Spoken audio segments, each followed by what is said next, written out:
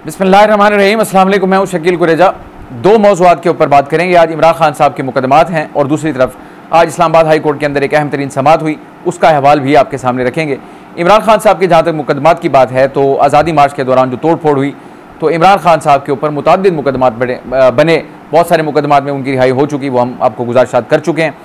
आज भी इसी तरह उनको 3 मुकदमात में जो है उनकी रिहाई मुमकिन हुई और वो थाना कराची कंपनी के अंदर उनके ऊपर मुकदमात थे, उसमें उनकी रिहाई हो गई और उसके साथ साथ तहरीक इंसाफ के कुछ दीगर रहनुमा जो हैं उनकी भी रिहाई हो गई। और इसी तरह थाना कौसार के अंदर भी उनके ऊपर एक मुकदमा था, उस मुकदमे भी इमरान खान साहब की आज रिहाई जो है वो मुमकिन हो गई, अदालती हुक्म आ गया। तो ये उनके लिए खुशाइंद खबर है, इमरान खान साहब के लिए और पाकिस्तान तहरीक इंसाफ के लिए। लेकिन उनके ऊपर जहाँ मुकदमात ख़त्म होने का सिलसिला जारी है तो वहीं मुकदमात बनने का सिलसिला भी जारी है। आज 20 तारीख हो गई, कल 21 है। पहले भी गुजारिश कर चुके हैं, एक नए मुकदमे का आगाज़ उनके खिलाफ होने जा रहा है। कल इस्लामाबाद हाई कोर्ट के अंदर उसका बेंच तश्कील पा चुका है। 3 रुकनी वो बेंच है। वो मुकदमा दरअसल नया नहीं है, वो मुकदमा पुराना है। लेकिन जब पिछले साल इन दिनों में उस मुकदमे के अंदर एक मसला आ गया था, मसला ये हुआ, वो मुकदमा उनकी एग्जैक्टली उनकी बेटी जो है मुबैना साहबजादी टीरियन वाइट, उनसे मुताल्लिक है और मुकदमे की समाअत मुकम्मल हो चुकी थी। दरख्वास्त दायर की थी एक आम शहरी की जानिब से कि इनकी एक मुबैना बेटी है और इन्होंने वो जाहिर नहीं की, लिहाजा इस बुनियाद पर इनको नाअहल करार दिया जाए। तो ये मुकदमा था। जब इसकी समाअत कंप्लीट हो गई थी तो समाअत के जो उसका फॉर्मल डिसीजन है उसके आने से पहले बेंच के जो 2 अरकान थे उनकी जानिब से अपनी राय को इस्लामाबाद हाई कोर्ट की वेबसाइट पर जारी कर दिया गया, जो कि खिलाफ ज़ाब्ता थी, क्योंकि बेंच के सरबराह थे चीफ जस्टिस, उनके दस्तखत के बगैर 2 अरकान की राय जो है वो हाई कोर्ट की वेबसाइट पे आ गई थी और उस राय के मुताबिक उन 2 जज साहिबान ने इस केस को यानी मेंटेनेबल नहीं कहा था, काबिल समाअत नहीं कहा था, कहा कि ये मामला काबिल समाअत नहीं है। तो बहरहाल ये तनाज़ा पैदा हुआ, जिसके बाद तातुल आ गया और फैसला ये हुआ कि इस इशू के ऊपर एक नया बेंच तश्कील पाएगा और वो नया बेंच जो है फिर असर-ए-नौ इसकी कार्रवाई का आगाज़ करके अपना फैसला देगा। तो इसके ऊपर पिछले हफ्ते कॉज लिस्ट आई इस्लामाबाद हाई कोर्ट की, उसमें ये केस जो है वो लग गया समाअत के लिए 21 मई को, यानी कि सुबह कुछ ही घंटों की बात है, उसके बाद ये समाअत होगी। तो देखते हैं इमरान खान साहब का ये अहम तरीन मुकदमा, इसकी क्या फेट होती है और क्या मामला उनके सामने आता है। बहरहाल मुकदमात बनने का सिलसिला जो है वो जारी है और उसकी जो वजूहात हैं वो भी हम आपके गोशगुजार कर चुके हैं। आज का दूसरा इंपॉर्टेंट इशू जो था वो इस्लामाबाद हाई कोर्ट के अंदर एक अहम मुकदमे की समाअत थी। समाअत उसकी ये पहली नहीं थी, इससे कबल जो समाअत हुई, ये मुकदमा है बुनियादी तौर पर एक सहाफ़ी भी हैं और एक शायर भी हैं। मज़ाहमती शायर इनको कहा जाता है क्योंकि उनकी शायरी जो है वो कुछ मज़ाहमत का उसमें आपको उनसर नज़र आता है वाज़े। तो अब इनकी जो अहलिया हैं उन शायर साहब की, अहमद फरहाद साहब की, उनका ये दावा है, उन्होंने जो FIR करवाई उसके मुताबिक 16 मई को, ये इस्लामाबाद में रिहाइश पजीर हैं, 16 मई को कुछ लोग इनके घर में दाखिल हुए और इनके जो शौहर हैं उनको वो अगवा करके ले गए। FIR दर्ज हुई। अब मुकदमा जो है वो इस्लामाबाद हाई कोर्ट के अंदर ज़ेर समाअत है। इसकी जो गुज़श्ता समाअत थी उसमें जज साहब जो हैं जस्टिस मोहसिन अख्तर कियानी साहब, उनकी जानिब से ये हुक्म दिया गया था कि आपने आज के दिन यानी आज जो समाअत थी इसमें अहमद फरहाद साहब को हर सूरत बाजियाब करवा के अदालत के रूबरू पेश करना है, लेकिन आज उनको पेश ना किया जा सका। इसके ऊपर जज साहब जो है वो शदीद बरहम हुए, बल्कि जो अहमद फरहाद साहब के लॉयर हैं ईमान मज़ारी, उनकी जानिब से जज साहब को ये बताया गया कि इनकी अहलिया को व्हाट्सएप पे कॉल आई और उस कॉल के अंदर ये कहा गया कि आप अदालत के अंदर ये मौक़िफ़ इख्तियार करें कि आपके शौहर, उनको अगवा नहीं किया गया बल्कि वो ख़ुद अपनी मर्ज़ी से गए थे और लिहाजा तो फिर अगर आप ऐसा मौक़िफ़ इख्तियार करती हैं तो फिर आपके जो शौहर हैं वो हफ्ते के दिन वापस आ जाएंगे। हफ्ता गुजर गया लेकिन इनके शौहर वापस नहीं आए।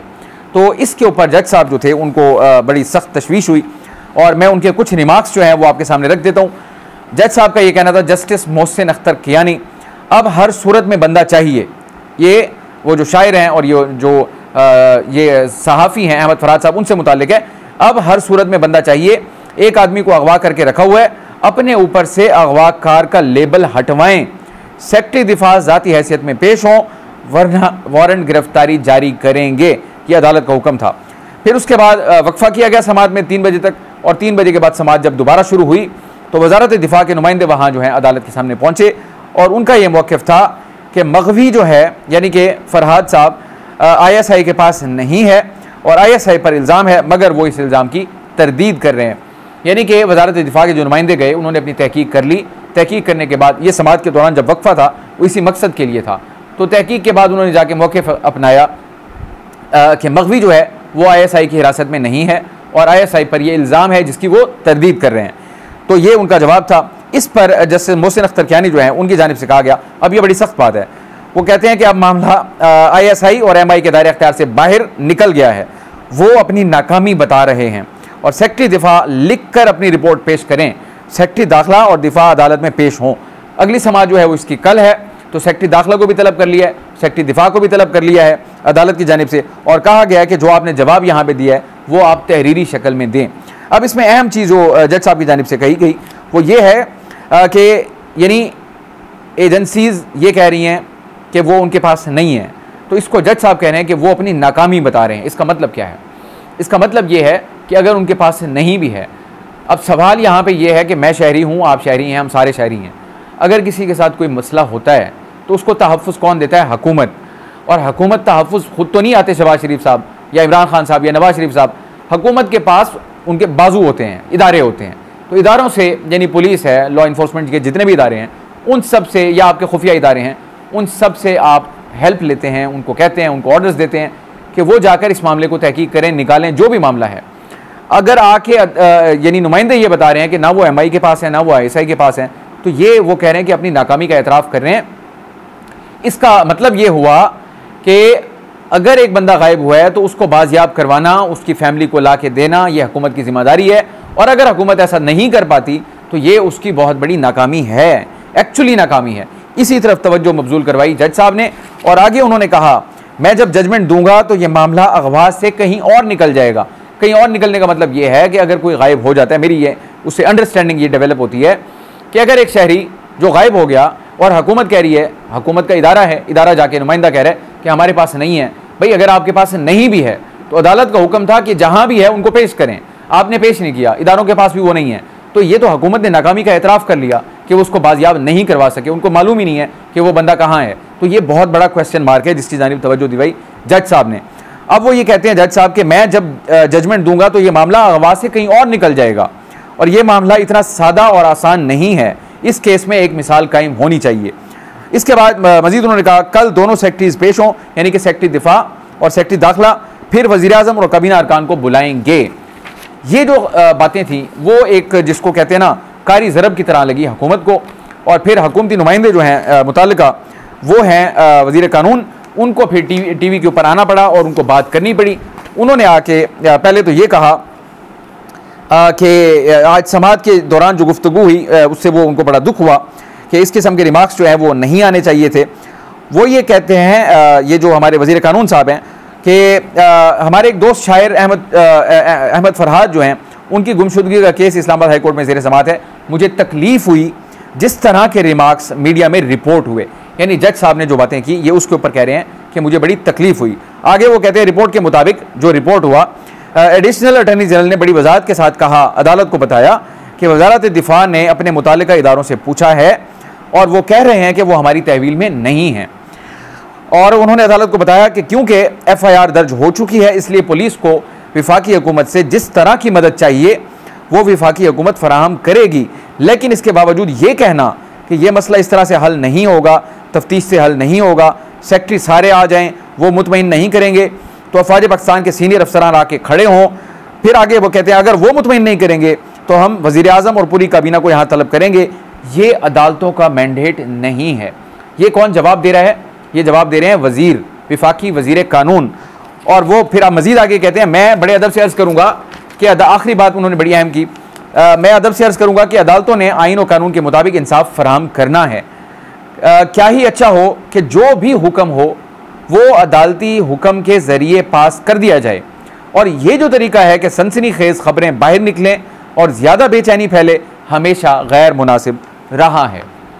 अब इसमें बुनियादी नुक्ता क्या है? नंबर 1, हुकूमत अगर अदालत के सामने उस बंदे को पेश नहीं कर सकी, बावजूद इसके कि पिछली समाअत के ऊपर अदालत का ये पुरजोर हुक्म था कि इस समाअत के ऊपर आपने उनको पेश करना है, तो पहली बात तो ये हुकूमत इसमें नाकाम हुई, जिसके ऊपर जज साहब को गुस्सा आया।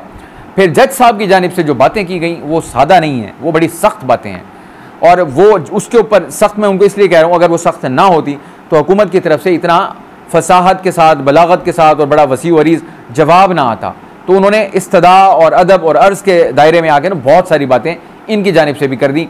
बल्कि उन्होंने ये भी कह दिया कि जो बिज़नेस होता है हुकूमत का, यानी कि वज़ीर आज़म हो या काबीना हो, उनको आइन और कानून तहफ़्फ़ुज़ फराहम करता है, और जज साहब को जो भी करना है, अदालत को जो भी करना है, इंसाफ अदालत का काम है देना। ये वज़ीर कानून कह रहे हैं, मैं उनकी बात को रीइटरेट कर रहा हूँ कि उनका काम है इंसाफ देना। क्या ही अच्छा होता कि उनको जो भी कहना था रिमार्क्स की बजाय वो अपने हुक्म के अंदर वो बातें दे देते, जो था वो हुक्म जारी कर देते, ये बेहतर था। तो ये इनकी अप्रोच थी। अब मैं आता हूँ इसकी ब्रॉडर सेंस के ऊपर। ये इस वाक़ये को अलग करके हम नहीं देख सकते, ये बड़े वाक़ये का एक हिस्सा है। बड़े वाक़ये का तो मैं उसको नहीं कहूँगा, एक बड़ा मामला जो चल रहा है उसका, वो है क्या बुनियादी, वो है अदलिया और एग्जेक्टिव के दरमियान महाजराई। उसमें शिद्दत का आपको ये इंदिया दे रहा है कि चीज़ें पीछे नहीं हो रही, चीज़ें आगे बढ़ रही हैं। बल्कि राना सनाउल्लाह साहब ऑन रिकॉर्ड हैं, वो इसके ऊपर कह चुके हैं कि इस किस्म का इशू जो है अदालतों के अंदर सेटल नहीं होगा, इसको आउट ऑफ कोर्ट सेटल करना पड़ेगा।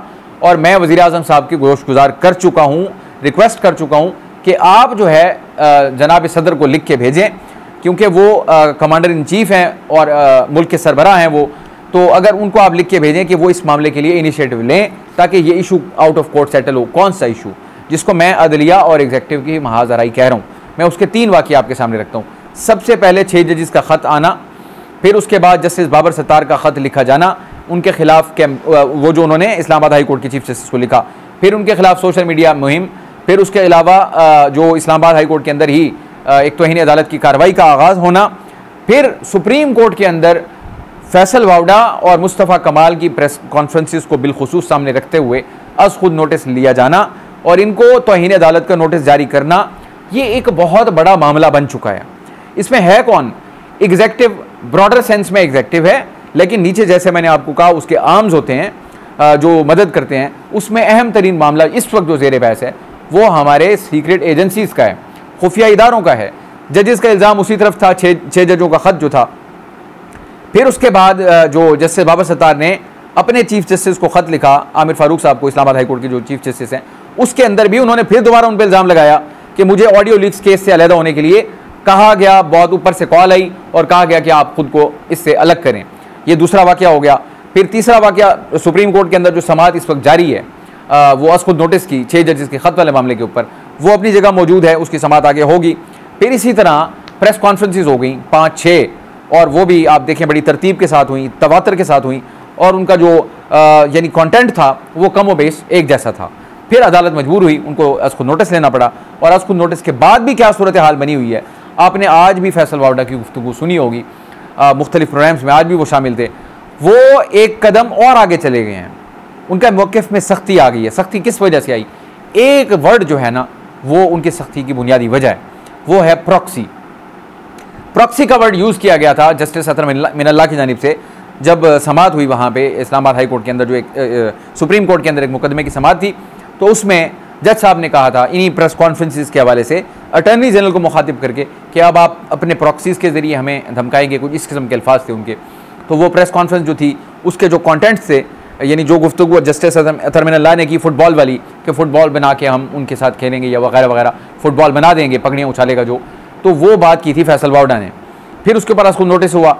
अब फैसल वावडा साहब जो हैं वो इस बात पे अड़े हुए हैं, वो कहते हैं कि मैं जज साहब से सबूत मांगूंगा इस बात के कि अगर उनका इशारा मेरी तरफ है कि मैं प्रॉक्सी हूँ, तो फिर उनको साबित करना पड़ेगा कि मैं प्रॉक्सी हूँ। एक तरफ इस्लामाबाद हाई कोर्ट वाला मामला, उसमें यह नया केस आ गया। सुप्रीम कोर्ट के अंदर तौहीन अदालत जो कार्रवाई चल रही है, तौहीन अदालत वाली, फिर 6 जजेस के ख़त वाली। तो ये ब्रॉडर सेंस में एग्जेक्टिव और अदलिया जो है वो आमने सामने हैं। अल्लाह पाक से दुआ कर सकते हैं, रोज़ ही हम यही गुजारिश करते हैं, क्योंकि सूरत हाल ओवरऑल पिक्चर को देखें तो वो पेचीदगी जो है उसमें बजाय कमी आने के मुतवातर इजाफा होता चला जा रहा है। सूरत हाल हर लिहाज से, माशी फ्रंट हो, अदालती फ्रंट हो, हुकूमती फ्रंट हो, आवाम की हालत हो, हर तरफ वही हालत है जो आज मौसम की हालत है। अल्लाह पाक मौसम को भी बेहतर करे, हमारे मुल्क के, हमारी तकलीफ़ कम हो, और हमारे मुल्क के जो दीगर हालात हैं उनको भी बेहतर करे। आजकल एक बात कही जा रही है बतदरीज कि आखिरी मौका है। ये आखिरी मौके पर मैं कभी ज़रूर बात करूँगा इस बड़ी तफसील के साथ, क्योंकि ये वाकई बज़ाहिर ऐसा महसूस होता है कि हमारे पास आखिरी मौका है। अल्लाह पाक हम सबको संभलने की तौफीक अता फरमाए। आपसे इंशाअल्लाह कल मुलाकात होगी। आप हमारी वीडियोज़ को लाइक कर सकते हैं, चैनल को ज़रूर सब्सक्राइब करें, अपना फीडबैक कमेंट के ज़रिए आप हमारे साथ शेयर कर सकते हैं। इजाज़त दीजिए, अल्लाह हाफ़िज़।